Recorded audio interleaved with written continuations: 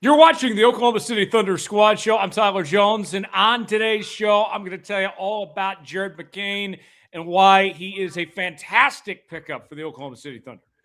I'm Rylan Stiles. I'm going to tell you SGA's injury update and what to expect from OKC heading into the All-Star break. I'm Jay Lamb, and I'm going to talk about the trade deadline. This is Locked On's Thunder Squad Show, the twice-a-week show where Thunder talk gets real. No filters, no fluff, just raw takes, sharp opinions, and straight-up passion for the game, the way only Locked On Podcast Network knows how. Let's drop some dimes and squad up. The Thunder Squad Show starts now. What's good, everybody? Welcome into another edition of the Oklahoma City Thunder Squad Show. Tyler Jones, Rylan Stiles, Jeremy Lamb here with you on this Thursday afternoon with our live reaction to the NBA trade deadline that just passed a couple of hours ago, and some big moves around the NBA, including with your Oklahoma City Thunder, as Jared McCain is now in town from the Philadelphia 76ers. Oos is out, and he has changed teams a few times as he went to Charlotte at first, and now he's ended up in Milwaukee with a quick Chicago in between. We'll talk about what's ahead for him. And also the rest of the trade deadline around the league. Who were some of the winners and losers? How does it affect Oklahoma City? Also, that Clippers pick in particular, there's some implications there we'll touch on. And then we got some injury news to get to, specifically involving SGA as he is out through the All-Star break. We'll break that down as well coming up at the end of today's show. Guys, let's start with Jared McCain.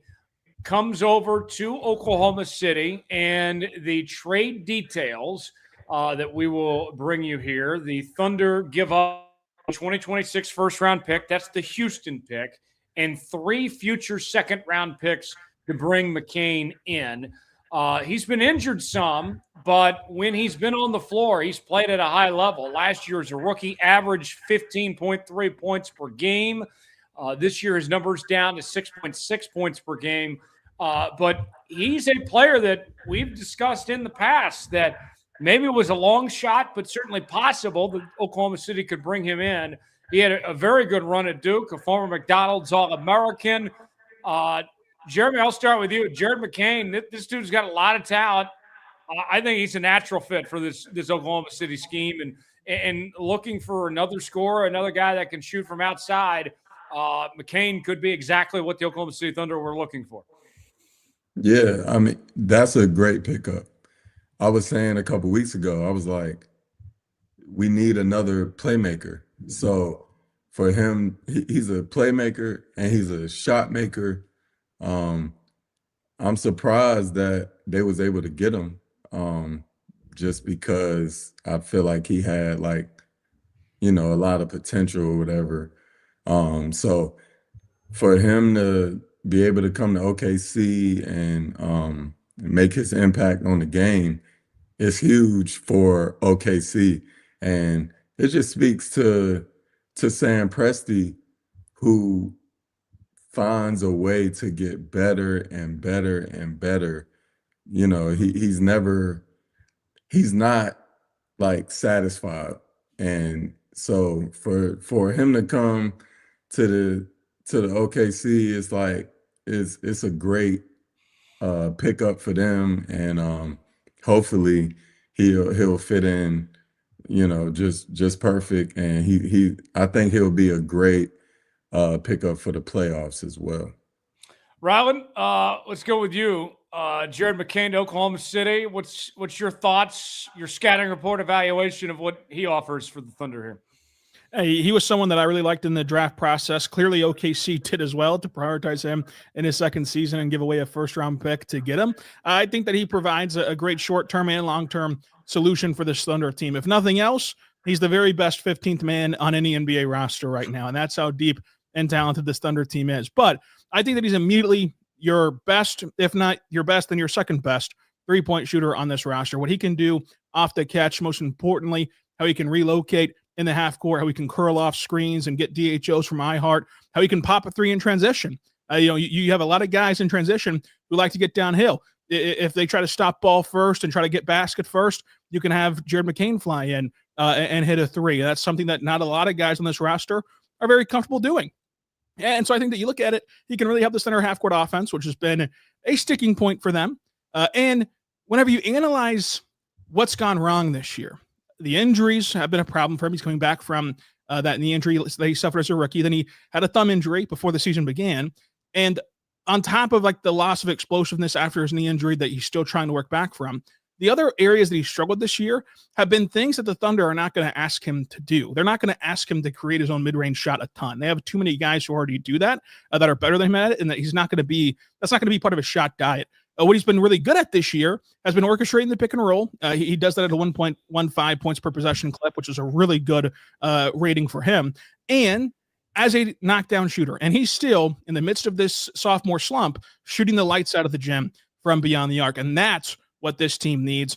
That's what this team is going to put him in a position to do. He's a 40% catch and shoot 3-point shooter. And when he has what's called a high shot quality rating, which is anything above the 82nd percentile, he shoots 52%.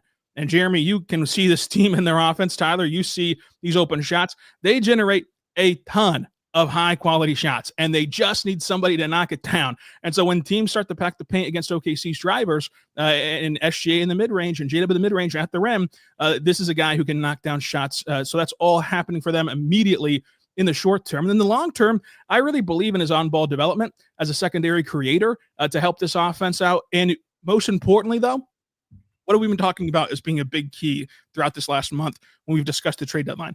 We've always kept the new CBA and the salary cap in mind. AJ Mitchell and Jared McCain, those two guys are under contract next year. Those two guys are combining to make $7 million. You spend $7 million for two rotational pieces in a year in which the extensions kick in for SGA, Chet, and J-Dub, in a year in which you need to make a decision to how to bring back Ihart, how to rework Lou, how to work Kenrich, how to work Kaysen's extension. That's so valuable for this team. So from any measure, whether it's short-term, long-term, or simply financial, this is a A-plus trade by OKC. Yeah, I love the move. Fan of his at Duke. You know, he was averaging 14 points a game with the Blue Devils his freshman year he was there. He shot close to 42% from three-point range, 42% from field goal range at Duke. And then the rookie season that he put together in 23 games last year with 8 starts, averaging 15 points, 46% clip from field goal range, and about 38% from three-point range.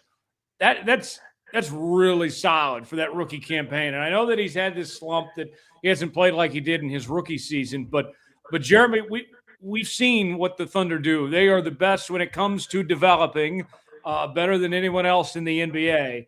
And, like, I feel confident enough that based on the sample size that we've seen from his rookie season to his days at Duke, that player has not gone away by any stretch of the imagination, that Mark Daigneault and Sam Presti and company can get that version of him to show back up, to reappear again and get him out of this slump of sorts that he was on to start off this 25 through 26 campaign. What say you? Yeah, for sure. They got the best training staff. They got the best, like everybody over there will get him healthy. So hopefully he can, be healthy the second half of the season. But he's another playmaker. And that's what I was saying like early. I was like, we need like some playmakers and like so that you could take pressure off of Shai and Jay Will. Like, you gotta take pressure off them. So for him to be able to come there and get healthy, and hopefully he's healthy after the All-Star break. I don't know how many games he's played this year, but hopefully he's healthy after the All-Star break and can take pressure off of OKC in terms of everything. So I'm sitting there like, wow. I'm surprised that they gave up on um on McCain.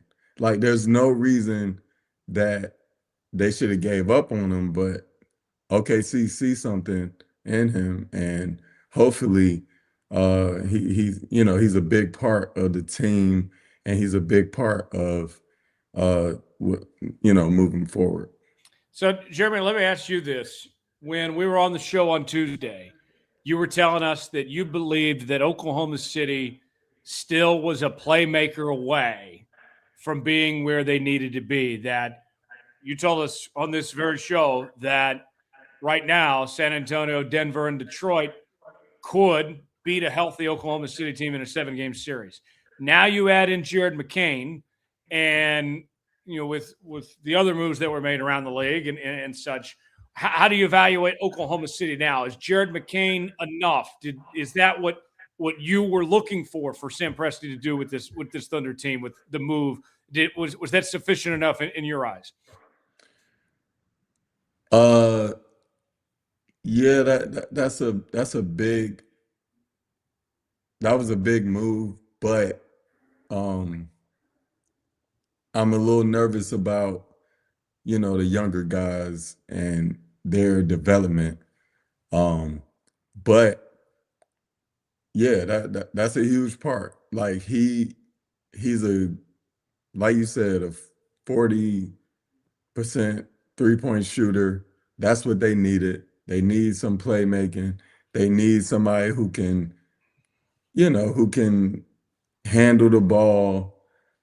So with the injuries and everything, I just feel like that was a great pickup. So yeah, I think he'll be a good playoff player, but at the end of the day, is he going to come off the bench? Is he going what is going to be his role?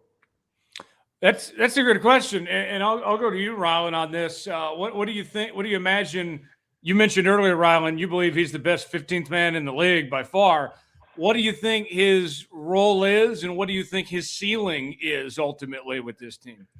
I think his ceiling is next year being somewhere in their 7th or 6th man range of their rotation. And I don't think it's going to be really hard to crack the starting lineup. Obviously, a lot of things are going to change about this team moving forward. But when you look at it this year, I think he's going to be someone who really helps this team in the regular season and in the playoffs can carve out a role for himself as somebody who is a vital part to allowing the non-Shai minutes to flow offensively and to giving you a spark at the 3-point line. Look, this team won a title last year, shooting the 13th out of 16 teams in the NBA in 3-point percentages who made the playoffs. And it was impressive to win it, but it's not very sustainable. This is someone who can be an elixir to your 3-point shooting concerns in the postseason if everything goes right. And, recently here for the last 6 games in Philadelphia, playing as recently as the 3rd in this stretch, he's averaged 9 points per game with 2 assists, two rebounds per game while shooting 57% from 3 on over 4 attempts a night in that range. So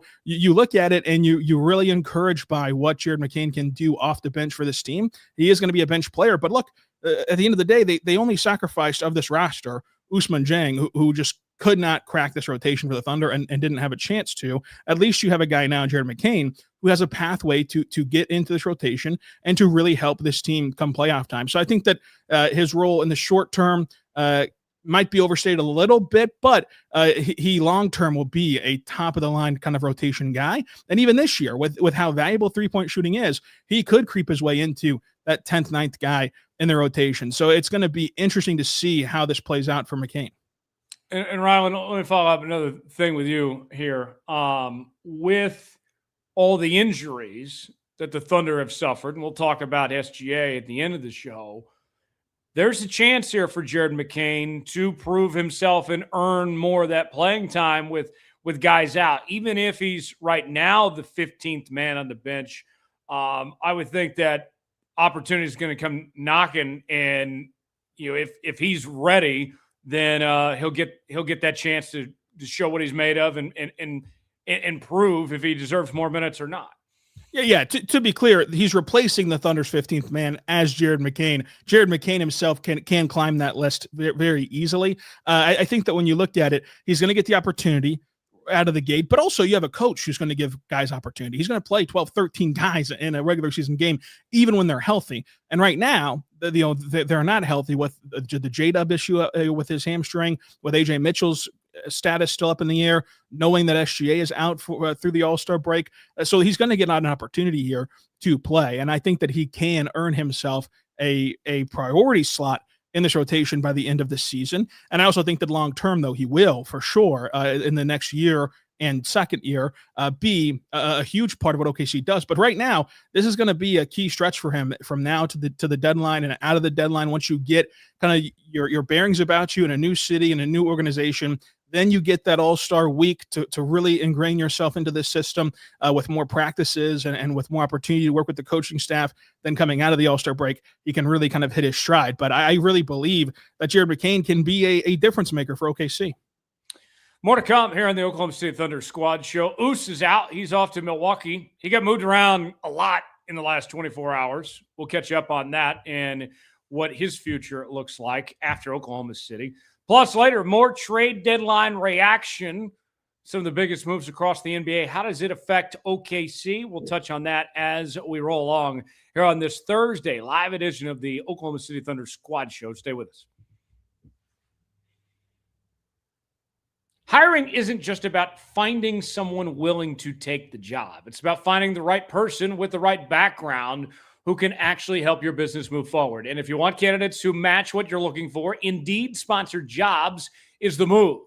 But instead of hoping the right person stumbles across your post, Indeed helps you match with quality candidates by boosting your job listing to the people who fit your specific criteria, like skills, certifications, and location. If I were hiring, I wouldn't just want someone who can help. I'd want someone with real experience who can jump right in. That's what I like about Indeed. You can get specific and target exactly what you need. It saves time because you're spending less energy sorting through mismatches. And here's a stat that says it all. In the minute I've been talking to you, companies like yours made 27 hires on Indeed, according to Indeed data worldwide. So if you're hiring, spend less time searching and more time interviewing candidates who check all your boxes with Indeed-sponsored jobs. Listeners of this show will get a $75 sponsored job credit to help get your job the premium status it deserves at Indeed.com/podcast. That's Indeed.com/podcast. Terms and conditions apply. Hiring, do it the right way with Indeed. We continue here on the Oklahoma City Thunder Squad Show. He's Jeremy Lamb, he's Rylan Stiles, and I'm Tyler Jones. In a moment, we'll talk about Oos headed to Milwaukee, but first, we want to thank you for making the Locked On Thunder podcast your first listen of the day, and thank you for making Locked On the #1 sports podcast network. If you haven't already, go check out the new Everydayer Club. Access to an ad-free audio feed for the Locked On Thunder podcast, compatible with Apple Podcasts, Spotify, and every other major podcast app. An invite to the members-only Locked On Everydayer Club Discord server, which includes a group chat just for listeners of this show. And all you have to do is go to LockedOnThunder.supercast.com or tap the link in the show notes to learn more. Check it out now. Oos is off to Milwaukee. He made a couple stops in the last 24 hours, starting with Charlotte and Chicago, and now he's off to the Bucks. Rylan, Oos, good player, well-liked. He was a high draft pick a couple years ago, but couldn't break the rotation. He had some moments in the G League. This is a guy that I think, it was just a bad circumstance for him that he was a victim of the success of the Oklahoma City Thunder. Going to Milwaukee, I know that they've got a lot of problems right now. This might be the opportunity he was potentially looking for here.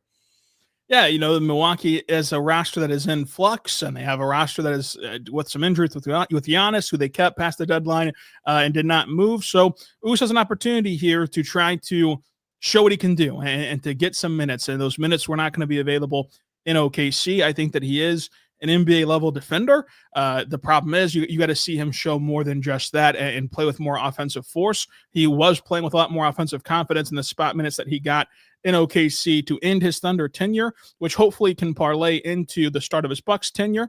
The Thunder get to see the Bucks at home the last day before the All-Star break, so that'll be fun to see Us back in town. But yeah, tribute video. Yeah, the tribute, fantastic guy, fantastic person, but it just did not work out in OKC. Jeremy, Us doesn't work out in OKC, but for the Thunder's vantage point, like, you talk about just needs in what Oklahoma City was looking for at the deadline. Jared McCain taking that spot, no offense to Us, is just a much better fit, offers more for what Oklahoma City was looking for than what Us could in that role. Yeah, it's tough when you playing on a championship team. Like, it's hard to break the rotation, especially when you're a young player. Even though you're a high draft pick, like when you come to a championship team, somebody who have been there and tried to crack the rotation is just tough. So hopefully he gets his opportunity. Hopefully he can find his way. But yeah, it just didn't work out. He's a great player. From what y'all saying, he's a great person, whatever, but it's hard to break a rotation on a championship team. So I feel like he'll have his opportunities, and hopefully he'll be able to find his way in the league. Rylan, some people are going to be quick to point to saying, man, that was a waste of a first-round pick, a lottery pick on a player like that. But I think that it's so short-sighted, it doesn't tell the full story here because there was so many other factors involved that were beyond Us or even Sam Presti's control here. Like, I don't Monday morning quarterback this at all and call this a bad pick just because of what else was going on. Yeah, I mean, does Bill Gates miss $5 out of his bank account if you were to take it from him? It does not hurt the Thunder at all that they gave this lottery pick to Us, and the picks that they traded to get Us were a bit fake if you go back and look at the protections and what they ended up amounting into and what they are going to end up amounting into. This was just a different time. The Thunder always understood that they were taking a guy who was a project player, and they quickly ran out of project minutes. This rebuild happened faster than anybody could have anticipated. It was quite literally the best case scenario. And you look around the NBA, how often does the best case scenario play out? There's very few times that the best case scenario plays out. So it was just a two ships passing in the night sort of deal where you ran out of time to really develop Usman Dieng. And ultimately, like, the reason why he was selected 11th and the reason why that you traded for him was because in case that trade fell through, you didn't necessarily, obviously if any trade falls through, you do care, but you wanted to ensure you drafted J-Dub with that Clippers pick because that was already set in stone. There was no rescinding a trade in that situation. With Us, that's why he got picked ahead of J-Dub. That's why he got picked at 11. And ultimately, again, this was a part of the embarrassment of riches. It's like what the Thunder did with Jared McCain. Like, the Thunder traded a first-round pick, which will be in the lower 20s from Houston, and ultimately had to give up 4 second-round picks to make this thing happen between attaching a pick to Us and then get the picks out to Philadelphia. That's why you have 50 second-round picks. That's why you have the abundance of second-round picks to be able to push deals like this across the edge. And so we'll see if Jared McCain works out the way that we all think. I think that there's a lot more optimism that the Kane thing can work out than there really ever was with the Us thing working out. But again, this is part of the luxuries that OKC has built up, and there's no ire to me that the Us thing didn't work out. I think that when you look at it, it probably won't work out for Milwaukee if we're being honest as well. So we'll see how his career unfolds from here. They tried it, didn't work, much like Poku, much like Theo Maledon. This is just how things work in the NBA. Poku, I haven't heard his name in a while. He was a fun guy. That was one guy I was more optimistic about than what ultimately ended up happening. And you look at the shot at Poku was similar. Like, they understood the day that they selected Poku that there's about a 90% chance this guy doesn't work out. And you know what? If this guy doesn't work out, guess what? you want to be bad anyway. And that 2020-21 season, you want to be bad anyway. So who really cares? And the upside appeal there what was there for Poku, and it all worked out in the end. And you don't want to kind of butterfly effect any of this stuff. So, you take the shots and see if it works. And those two certainly did not necessarily, but ultimately you end up here. Hey, Mitch, back off my guy, Jay Lamb. He's what are we doing? Not cool. Not cool. Yeah, what? Yeah. It's in the black SUVs to Mitch's house. I've never liked a guy named Mitch, by the way, except for Mitch McGarry. I'm sure he was a great guy. I don't want to speak ill of Mitch McGarry. But other than Mitch McGarry, I never liked the Mitch. They also rhyme with – yeah, they also rhyme with another word. But this Mitch right here, he tripping. Tripping. There we go. Jeremy, one of the discussions about the Thunder going into this trade deadline, the rumors were about them potentially looking at a center. They did not do that. They had Mason Plumlee for about 2 seconds before they waived him. Was it a mistake to not go get a big man, to go ahead and roll with what they got? Are they fine with what they have with their bigs right now? What say you? I like the move. I said on the show the other day, I feel like they need another playmaker. So I don't know. I wouldn't say they made a bad move, because when you look at it, what do you actually need on OKC? And once everybody get healthy, I feel like the big man situation will be good.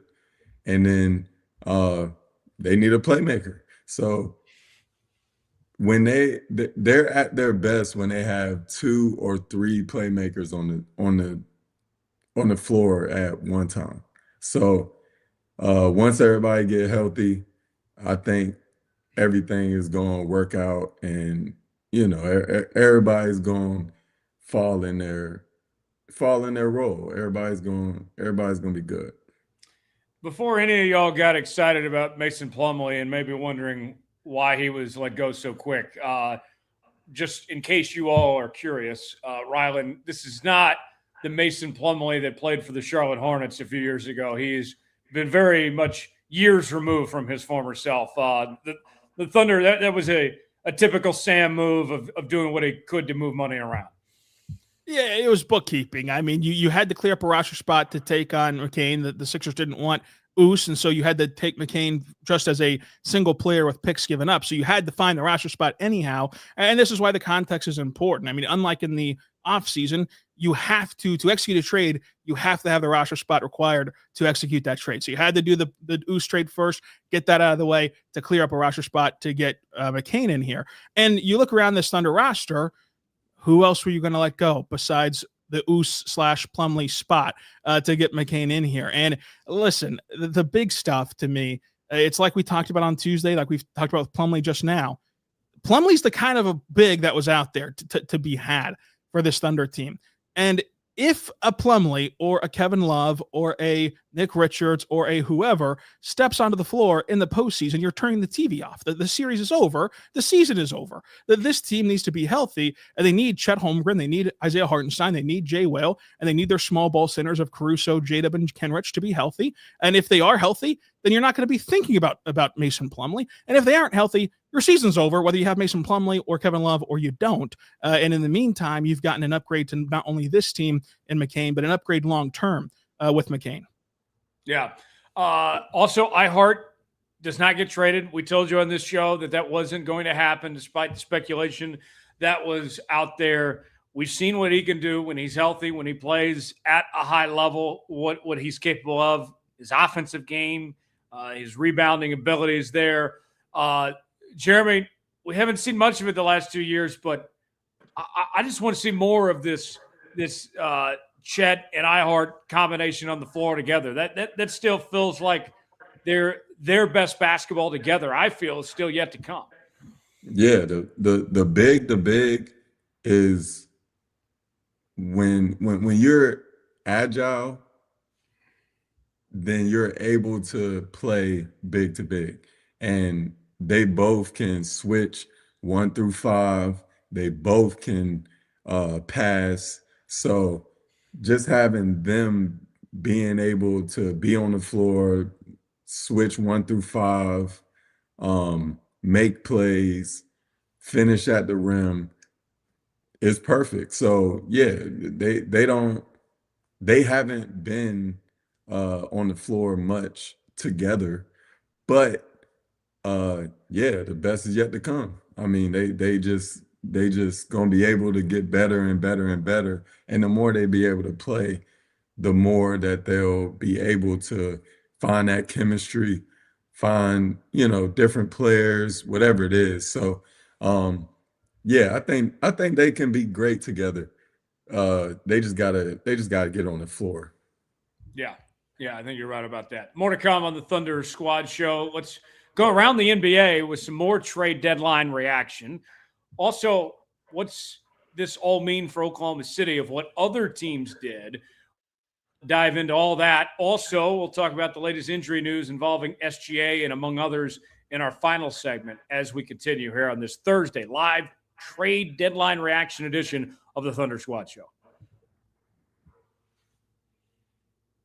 Tax season doesn't have to take your life over. This year, TurboTax is making it easier than ever to just hand things off and move on with your day. With TurboTax full service, you can have your taxes done for you by a trusted local expert, start to finish, without the stress or guesswork. Instead of spending hours trying to figure out forms, you can meet with a local TurboTax expert in person or connect online.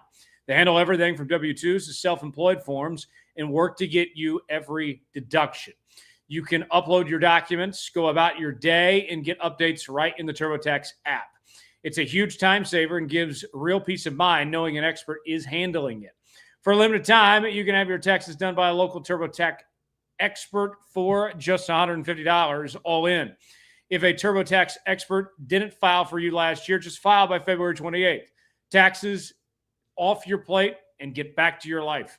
Visit TurboTax.com/local to book your appointment today.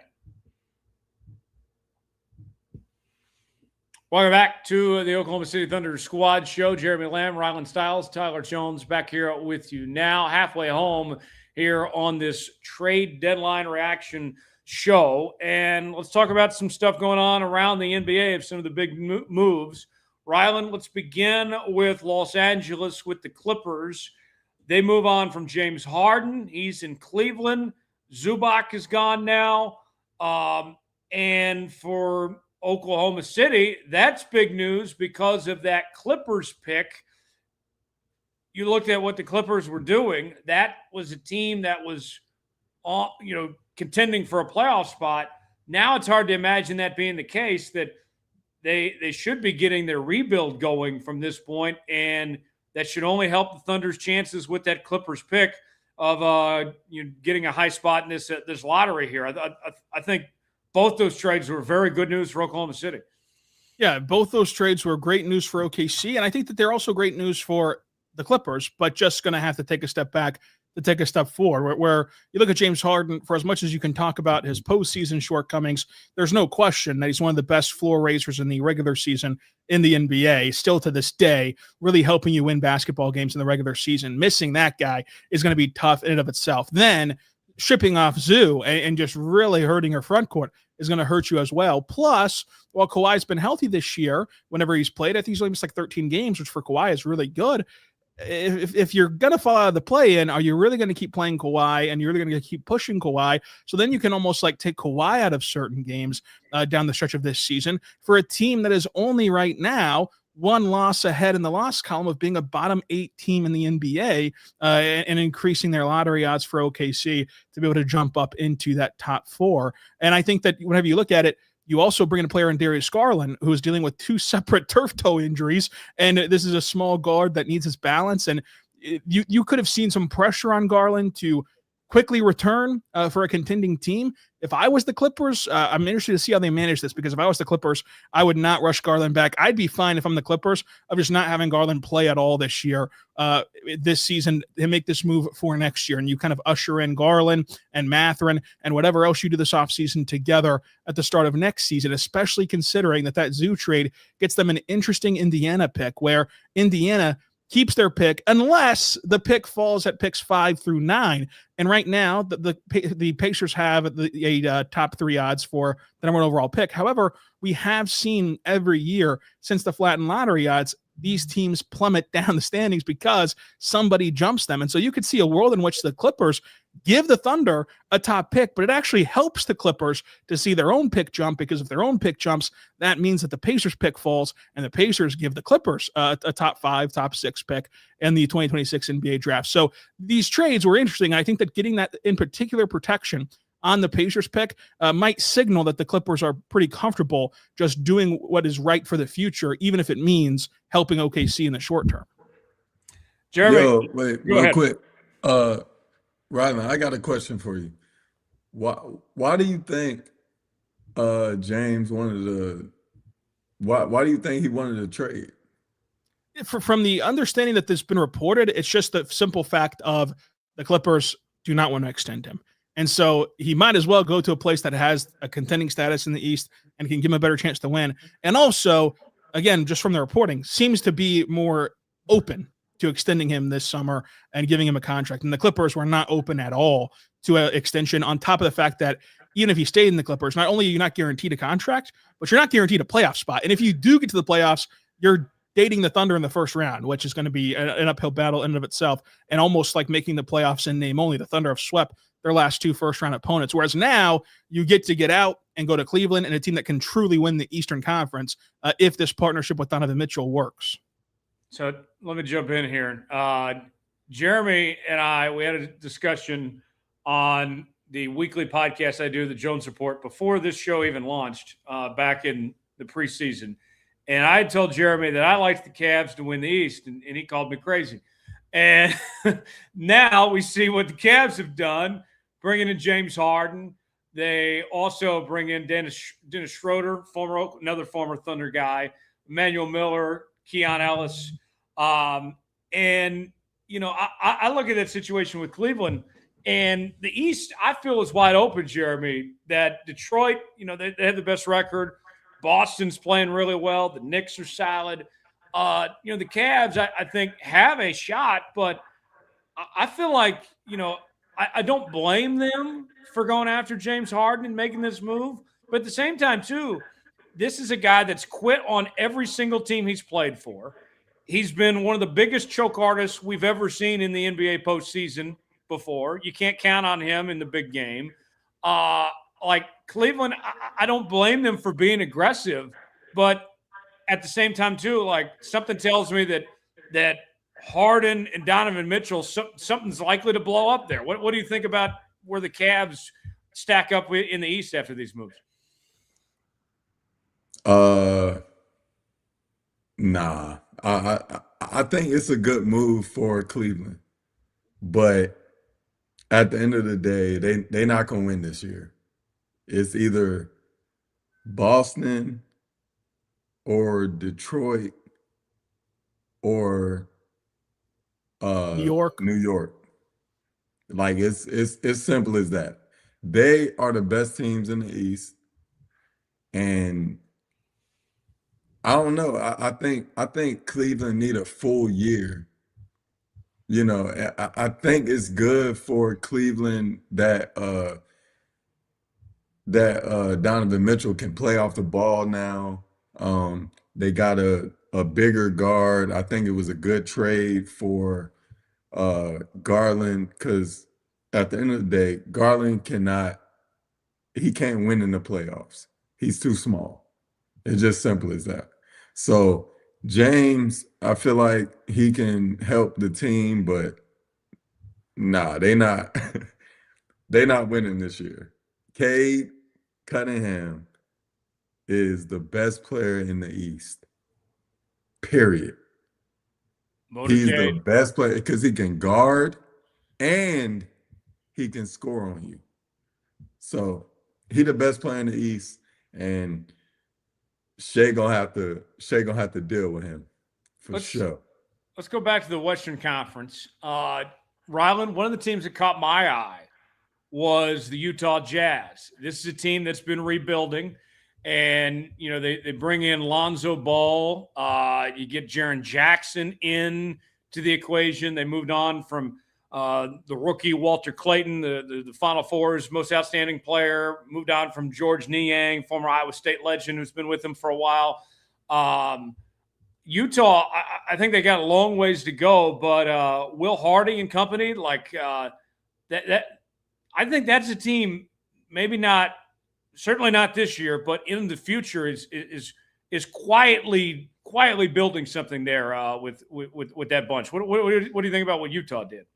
Yeah, I think that this is a move for the future, obviously, in Jaren Jackson Jr., and it's a type of player that is not available to Utah in markets like Utah, except for via trade or via the draft, and they were able to capture him at this deadline here as Memphis is reshuffling the deck and trying to go into their own version of a rebuild. So I think that that's great for Utah to get Jaren Jackson Jr. There's obviously concerns about him and Lauri Markkanen both being the size of a rebounder, but not an actual rebounder. But you get Walker back healthy, and you still have a nice front court there. Plus, Keontae George has been awesome, and I still believe they're going to keep their pick and be a team selecting high in the draft this year in a loaded 2026 NBA draft. And you have the bones of a really nice team who can start to compete next year, not by any means be a contender, but certainly be a nice regular season team who can be spunky in the play-in and in the lower playoff fields, similarly to like what you see in Phoenix right now. Like Phoenix cannot win a championship by any stretch of the imagination,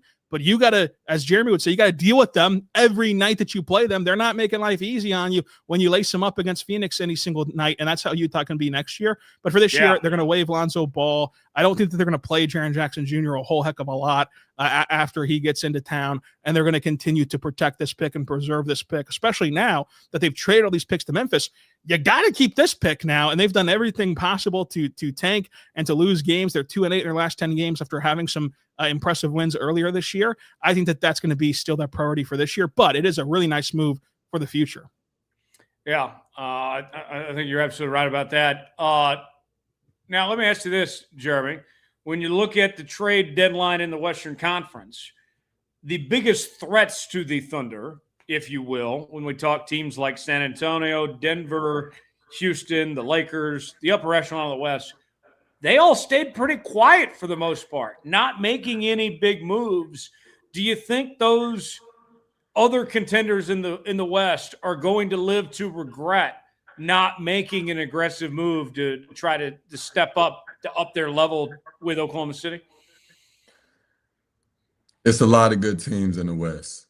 And now so earlier with OKC, they was like making life hard on the other teams. Now people are getting layups and just doing whatever they want. So it depends on if you have a star player, you got to think. So if you're in a 7-game series and you got you going against KD, you might go against Jokic, you got to make it tough on these players because they're going to score regardless. So you got to make it tough on them. So I don't know, a 7-game series is tough.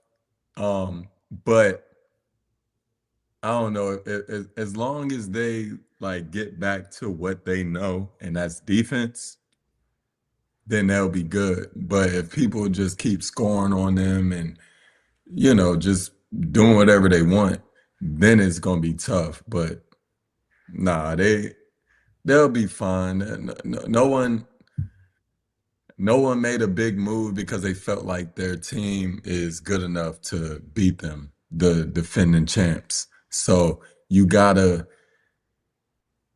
just stick to your guns. You gotta stick to what you do, and they'll be fine. Rylan, another thing I would say about this trade deadline is the big names that were not traded. I know it was a long shot, but there was rumblings about LeBron and, ownership having a conflict there, but he's still with the Lakers. But it seems all signs point to he's likely going to play somewhere else next year if he doesn't retire. Giannis, of course, put in the trade request, and then we found out hours before the deadline that the Bucks were not going to find a trade, that they were going to reevaluate that in the offseason. Just with those things alone, not even mentioning everything else, Rylan, we are setting up for quite an eventful offseason in the association, which is going to have some major implications. Even Oklahoma City's got some big decisions to make as well here. Yeah, it'll be a fun offseason to follow, and the NBA transactional period is oftentimes a lot more fun for fans than even the games themselves sometimes. So the offseason will be a lot of fun, but a huge shout out to Minnesota, though, who I do think made a move and got better, getting Ayo Dosunmu to this team, Jeremy's Minnesota Timberwolves. We will give him the credit for rocking with Ant and Minnesota. I think that's a great pickup for a team that we were talking about really needed some help in their guard room. That was a name that we talked about that could help OKC. Obviously, the Thunder get the more long-term proof with Jared McCain, but this is a great short-term option for Minnesota to get Ayo Dosunmu, and they're the only ones really in the upper echelon of the West outside of OKC getting McCain that made a move. Yeah, it's a great point. More to come on the Oklahoma City Thunder Squad Show. We will wrap up talking about the latest Thunder injury news. SGA is going to be out for a bit. We will examine that and where the Thunder go from here coming up as we wrap up here on the edition of the Oklahoma City Thunder Squad Show. Stay with us. It's the last call for football on FanDuel. One final Sunday, one last kickoff. The final chance to get in on the action before the NFL season officially comes to a close. This is Super Bowl 60, and FanDuel is making sure you're right in the middle of it with a special offer just in time for the biggest game of the year. Whether you're backing the favorite, riding the underdog, or building one last same-game parlay, this is the game everyone's been waiting for. This is where predictions turn into plays, stats turn into storylines, and every snap feels bigger. It's the perfect way to cap off the season and make the Super Bowl even more exciting from kickoff to the final whistle. If you're a new customer, just bet $5 and get $200 in bonus bets if you win. Make it count, because after the Super Bowl, the season is over. Last call for football on FanDuel, an official sportsbook partner of Super Bowl 60. Visit FanDuel.com to get started. Final segment before we wrap up here on this edition of the Oklahoma City Thunder Squad Show. Tyler Jones, Rylan Stiles, Jeremy Lamb here with you. And we got a lot of injury news to discuss, beginning with Shai Gilgeous-Alexander. He is out with an abdominal injury, and he'll be reevaluated after the All-Star break, according to Shams. Rylan, when we left you all on Tuesday, we were talking about a finger injury to Shai that was day-to-day. And then where did this come from for Shai? Like, all of a sudden, we're talking about him missing multiple games here. Yeah, you can go back and look at that Denver game where he was grimacing, holding his side. Throughout that Orlando game, he was grimacing, holding his side. And then yesterday, they officially announced that he will be reevaluated post All-Star break with this abdominal strain. And, look, if he gets reevaluated and can come back following the All-Star break, he will have only missed 8 games. It's important to note that the reevaluation date is not a return date necessarily. They're just going to recheck him at the end of the All-Star break. But this is going to give him 3 weeks off here. But you could tell that he was clearly in pain, clearly laboring on Tuesday to get to 20 points, even after his hot start in his first stint into the game. And I think that this is just a part of the issue here with the condensed schedule, with the condensed nature of the games that are played, and also with the amount of usage he's had to take on, which is even higher than you would expect because of all the Thunder injuries. So hopefully this will be just a blip on the radar for SGA and for the Thunder, but the abdominal strain will be something seriously to monitor for the rest of the year. Yeah, no doubt about it. And so now you look at the Thunder's injury report. Obviously, Jalen Williams has been out for a bit. A.J. Mitchell has been out. And then you got a number of players day-to-day, from Chet, Ihart, Lou Dort, Alex Caruso. Jeremy, we talk about opportunities for guys to step up. With no Shai and no Jalen for sure, this is a big chance for some of these young guys to prove themselves and earn some more playing time here. Yeah, but it makes me nervous. At first, you look at the injury report and it doesn't matter, plug and play, whatever. But when your top guys are out, it's kind of tough to win games. I was watching the game yesterday, and they played great. They just didn't have enough to get over the hump. So I feel like how long is Shai supposed to be out? Through the All-Star break. So five games left after the Spurs game. Now 4 games left, but that's just to get reevaluated, much less to come back. And how many home games do they have? They have the Rockets game at home, and then they have the Bucks game at home. The other 2 are on the road. Yeah, so hopefully they can pull out some of them games. But those small injuries like the ribs, the turf toe, it's no joke. You can't even put on your shoe, and you gotta wear shoes, during the game. So it's tough to move. And the way Shai move with his ribs, it's a different beast. So I hope that he'll be able to, get healthy and all that. But yeah, I don't know. Hopefully they can pull out a couple of games at home. Maybe still a game on the road, but yeah, it's definitely tough dealing with injuries, and they've been dealing with injuries all year. But that's a part of the game, and it sucks, but it's a part of it. So hopefully, they can stay number one, not only in the West but in the league, because Detroit is on their heels. Rylan, we know that Jokic has been out for a bit. How does this change or affect the MVP race?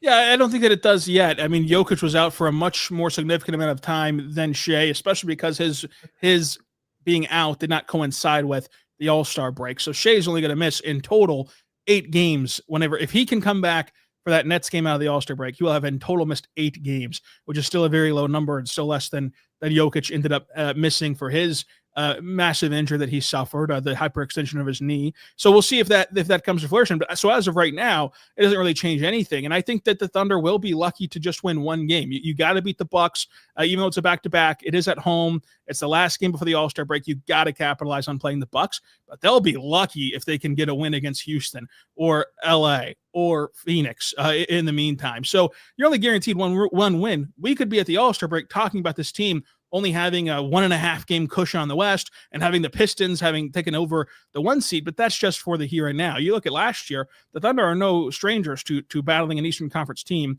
for the number 1 overall seed. I mean, they took the Cavs down to the wire last year until the last 3 weeks of the year, whenever the Thunder wrestled away control. So it's the long game here. I think that whenever it's all said and done, the Thunder will still be the 1 seed in the West, and they'll still be the 1 seed in the NBA. But I think that it can shrink the gap here in the meantime because of these injuries. But there was also some interesting things that Jorge Sedano floated out yesterday during that game where the Thunder only had 8 active players, and they at one point made a sub. They send guys to the scores table, had 0 players on their bench for a segment of that game yesterday. And Jorge Sedano talked about J-Dub and talked about how he's heard that he could come back sooner than later. And I think that all of us have really expected him to be back, to be out through the All-Star break, but we'll see if that comes into anything. We won't know anything until tomorrow, either after practice and especially we'll know definitively tomorrow night whenever they have to put out an injury report for that Rockets game. But these 2 days off will help. A lot of these injuries, they are just a circumstance of playing a second night of a back-to-back. Like Caruso, for example, that was a back-to-back. Ihart got poked in the eye and had an eye issue. Those things clear up. Even the extreme ones clear up in like 48 hours typically. So a lot of this stuff isn't to be concerned about, but the ones that are J-Dub, Shai, and AJ. We'll see when the latter two can come back. We know that Shai won't even be reevaluated until the end of the All-Star break. Yeah, it's a good point there. As we continue, it is the Oklahoma City Thunder Squad Show. Tyler Jones, Rylan Stiles, Jeremy Lamb here with you on this Thursday afternoon. Jeremy, with Oklahoma City, we were talking for the last couple months, really, how with the injury circumstances that they had been through everything, right? That, J-Dub was out for a bit. Chet was out for a bit. Ihart was out for a bit. Caruso, the list goes on and on. Casey Wallace. Now this is the first time, really. I know SGA missed like a game or two several weeks ago, but this is going to be the first time this season that we get to see what this Thunder team looks like without the MVP. I'm just curious for what this team does. What can they accomplish and do without SJ out there? Because we talk about the value he brings as the MVP here. We're really, I think, going to see this team be tested here like we haven't seen with the other injuries prior. Yeah, it's going to make them better. It's going to make them better. He is obviously the best player on the team. He make the team go. But now someone else is going to step up. Someone else is going to be in that role where you look and it's like, oh my goodness, I didn't understand that he was that nice. So I feel like he can get some rest. He can relax a little bit. And I feel like I think it's going to help them in the long run. You want to like see your best players play and you want to see whatever, but at the end of the day, other people need opportunities. So I feel like it's going to help them in the long run, them in the playoffs, them playing in big games, hitting big shots. It's going to be it's their time. So hopefully they get better during that time. If they don't, then they got to take advantage of it. But they will. Jeremy, real quick, Jared McCain just played for the Sixers on February 3rd here this week, and now he's traded to the Thunder. You were traded during your career from Indiana to Sacramento. What's that process like for a player to play for Indiana, get traded, and how quickly can you get up to speed and get into your new city, get into your new organization, and play for your new team? Honestly, it just depends on the coach. It depends on your teammates. It depends on the crowd. Like they gotta embrace you. And every time I got traded, I got embraced. So it was good for me, but at times it was tough. So you gotta they're gonna embrace McCain. They're gonna embrace him because they know that he can be good for the team. But if they don't think you can be good for the team, then they're gonna disrespect you. They're gonna give you this is second year, right? Yeah, second year. Oh yeah. So they might give him rookie duties, all type stuff, but they're gonna embrace him, and hopefully he just make plays on the court, and then all that's gonna be quiet for sure. Folks, we want to thank you for tuning in to the Locked On Thunder podcast. Make sure to subscribe and follow the Locked On Thunder podcast so you get all the latest episodes. If you never miss an episode, the Everydayer Club is built for you. Get the Locked On Thunder podcast ad-free, plus members-only Discord access and more. head to lockedonthunder.supercast.com to join the club. For those of you on video, we send you the first ever 24/7 national NBA YouTube channel. On audio, make sure to make your second listen NBA Game Night on Locked On NBA. We're about to get out of here in a moment, but Rylan, before we do, what's coming up on the channel the next few days, my friend?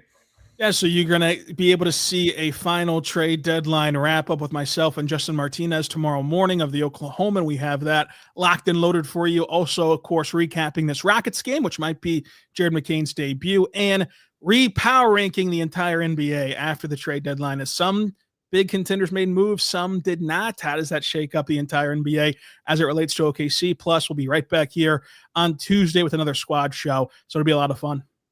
Looking forward to it. We will see you on Tuesday for the Oklahoma City Thunder Squad Show. For Jeremy Lamb and Rylan Stiles, I'm Tyler Jones. Thanks for joining us. Have a great rest of your weekend, and we'll see you on the other side. So long, everybody.